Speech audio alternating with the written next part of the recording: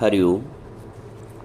जब तक जीवन में एक भी कुंठा है, वो कुंठा चाहे संसार को लेके हो, किसी व्यक्ति को लेके हो, समाज को लेके हो,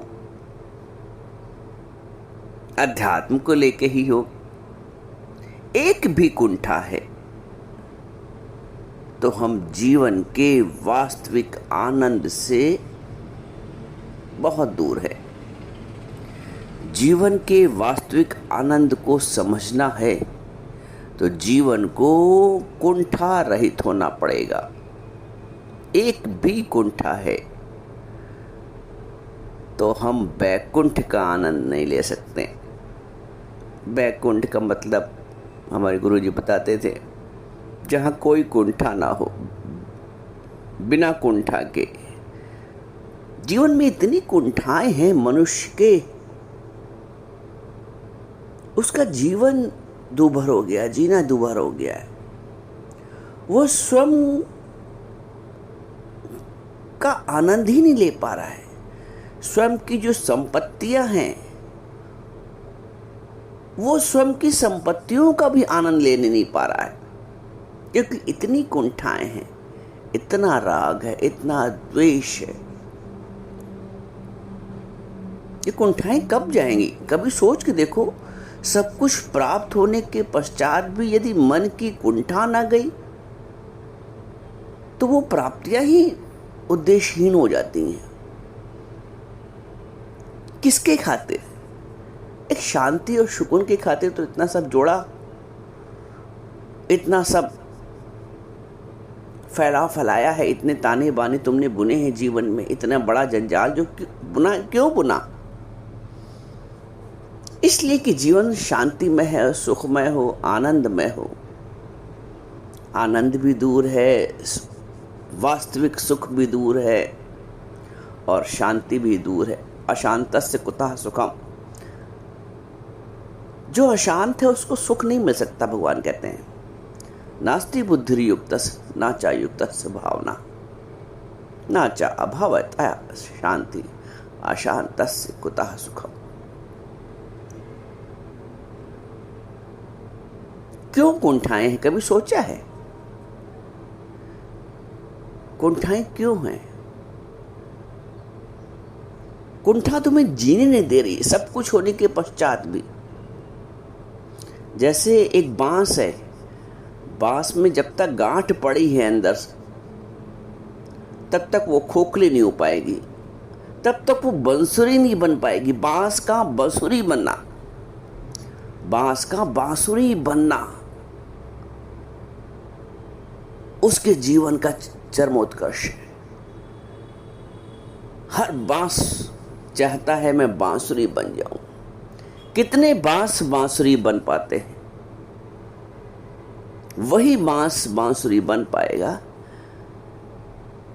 जो अंदर से गांठ रहित होगा, कुंठा रहित होगा, मुक्त होगा अंदर से, रिक्त होगा अंदर से, साफ होगा अंदर से, खोखला बिल्कुल साफ, अंदर से स्वच्छ होगा तो बांसुरी के स्वर निकलेंगे। एक भी गांठ है बांस में तो वो बांसुरी बनने के योग्य नहीं है। हम सब राम की बांसुरी हैं, हम सब कृष्ण की बांसुरी हैं, हम सब उस परमपिता परमेश्वर की बांसुरी हैं। हम सब का लक्ष्य उनके ओठों पर, उनके हाथों में सुशोभित होना है। कब सुशोभित होगे? जब बांस की तरह अंदर से खाली होगे।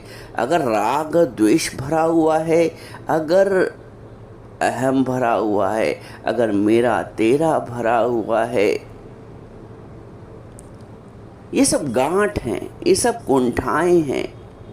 इन कुंठाओं से मुक्त होना ही मुक्त होना है। लोगों को तो मोक्ष का वास्तविक अर्थ भी नहीं पता। कोई कहता है कि नरक में ना आना पड़े, कोई कहता है गर्भ में ना आना पड़े, कोई कहता है कि विभिन्न विभिन्न योनियों में ना आना पड़े। अरे जहाँ तुम अभी हो वहाँ से क्या मुक्त हो? अनुभव करते हो मोक्ष का? वहां से क्या कुंठा रहित हो? कुंठा रहित होना ही मोक्ष है। और कुंठाएं, द्वैत का भाव जब तक है, मेरे तेरे का, अपने पराये का, प्रभु और भगवान और भक्त का कह लो आप, दो हैं जब तक, दो का भाव, द्वैत का भाव, कुंठाएं जाएंगी ही नहीं। कुंठाएं अद्वैत भाव में जाती हैं।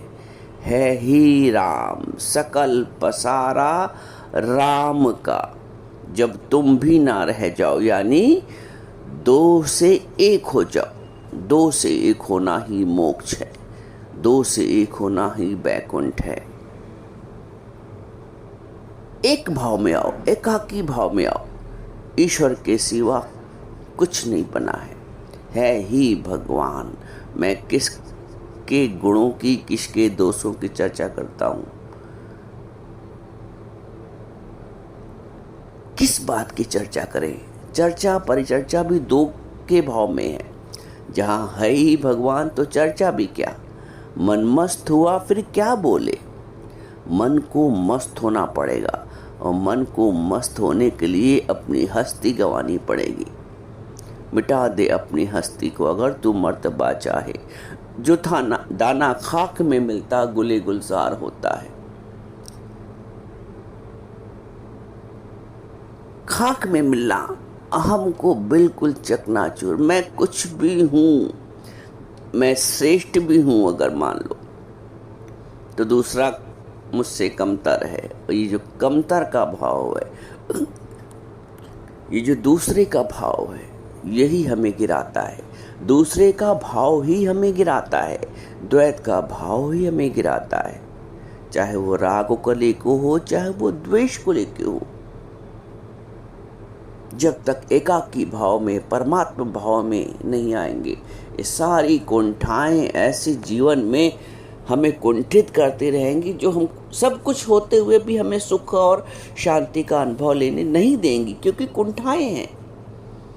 बांस में गांठ है, कुंठा है, तो कैसे बांसुरी का स्वर देगा? जबकि देने में सक्षम है, योग्य है, लेकिन चूंकि कुंठाएं नहीं गई हैं जीवन से, कुंठाएं कैसे जाएंगी? तुम सब इतने काबिल लोग अपने आप को समझते हैं कि सब ज्ञान की भी जरूरत किसी को नहीं। कुछ बताने लगो, किसी को समझाने लगो तो हाथ जोड़ लेते हैं। इतना अहंकार, इतना श्रेष्ठता का अभिमान, इस श्रेष्ठता का अभिमान तुम्हें झुकने नहीं देता है।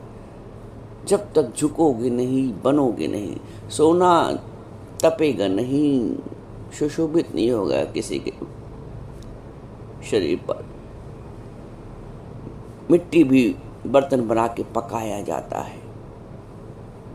पत्थर की भी अगर मूर्ति बनानी है तो उसको छेनी हथौड़ी सहनी ही पड़ेगी।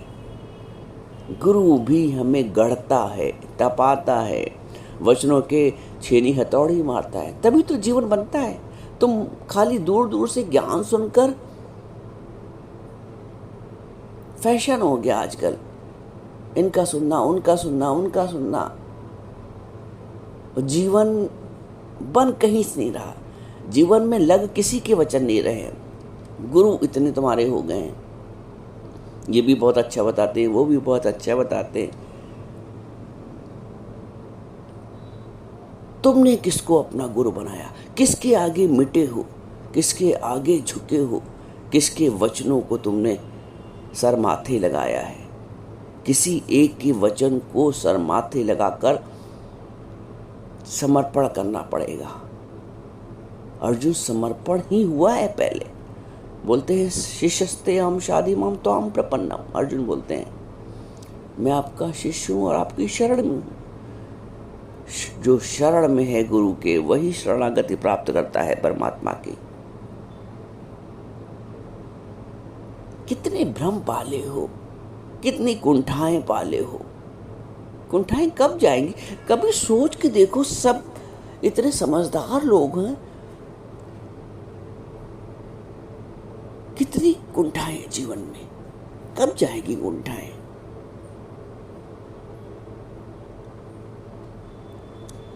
कहीं कहीं कहीं किसी गुरु की शरण में तुम्हें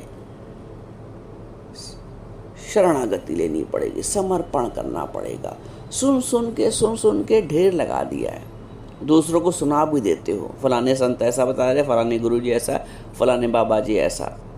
तुमने कितना धारण किया है, कितना धारण किया है?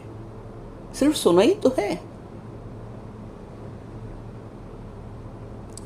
भोजन पकने के बाद यदि उसका ग्रहण नहीं हुआ, सेवन नहीं हुआ, कितना भी स्वादिष्ट भोजन हो, उसका ग्रहण आवश्यक है, तभी तृप्ति प्राप्त होगी। तो सत्संग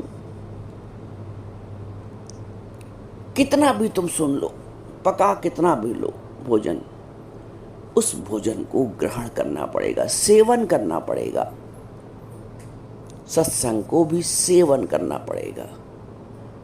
सत्संग का सेवन करके ही जो कुंठाएं हैं जीवन की, विचारों की, ख्यालों की, तेरे की, मेरे की, अपने की, पराये की, अच्छे की, बुरे की, राग की, द्वेष की, इतनी कुंठाएं हैं जीवन में।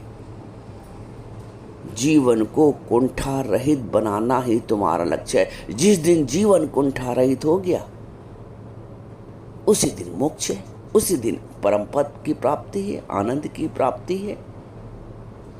जिस दिन बांस अंदर से खाली हो गया, बन गया बांसुरी, निकलने लगे स्वर उसमें। जीवन के अगर तुम्हें 7 स्वर निकालने हैं तो बांसुरी बनना पड़ेगा, अंदर से मुक्त होना पड़ेगा।